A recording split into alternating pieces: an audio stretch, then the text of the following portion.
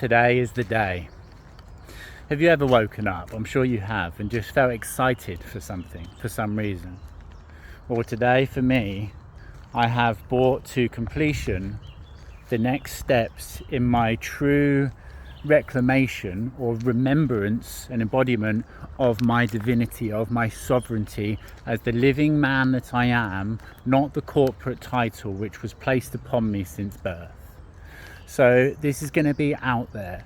If this goes over your head but you want to learn more, drop me a message and I can actually send you directly to the organisation that I am part of, that I stand for Suffolk and representation of, TECA. Incredibly powerful and full of wisdom collection of people that come together to reclaim their sovereignty. So long story short, when we're born, we're given a birth certificate. Our birth certificate has our block capital lettered name on it, and that is a corporate title. It's a corporate fiction that is classified as a person. When you get a letter that refers to you as a person, as Mr., as a citizen, as a resident, what they're referring to is the corporate title. If you then agree to represent that corporate title, they place legislation, or laws are only applied to the living man under common law.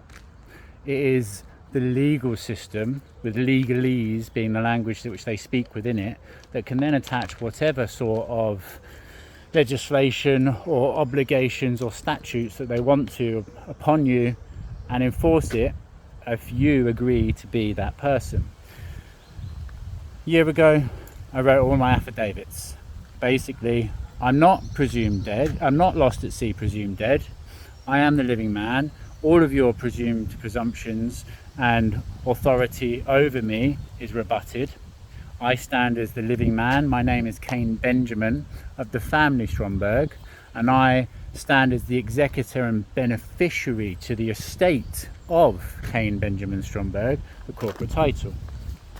The next step is to take myself outside of being a resident or a citizen of the United Kingdom, which only exists on paper, and to place myself back on the land and soil of England and pay homage to Suffolk and become a resident of England.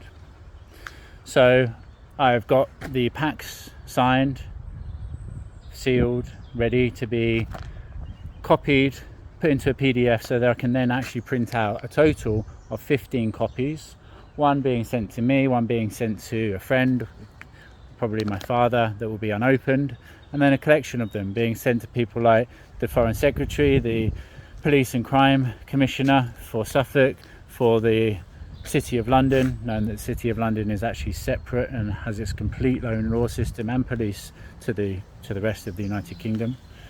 The Lord Mayor of London, the Chancellor of the Executive, Attorney General, HMRC, the DVLA, Foreign Secretary, etc. etc. One of them that you send your affidavit to is the head coroner, because you obviously have to tell him that you're not lost at sea, presumed dead. And this all goes back to after the plague, when they brought in all these different statutes and legal systems to repossess people's property that had died in the plague, but they didn't know whether they had or not, or they'd gone off and been lost at sea, presumed dead.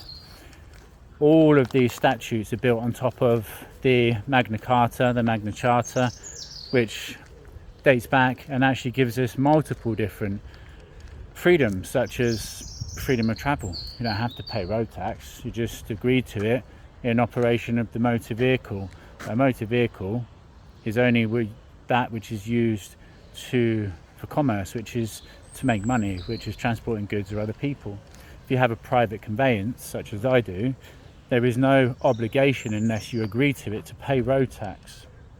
You can write to the DVLA, as I've done, and eventually they will stop writing back to you, breaking the chain of communication, which basically is them saying, well, you've got us, we can't prove what it is you're asking, so we're just going to go silent.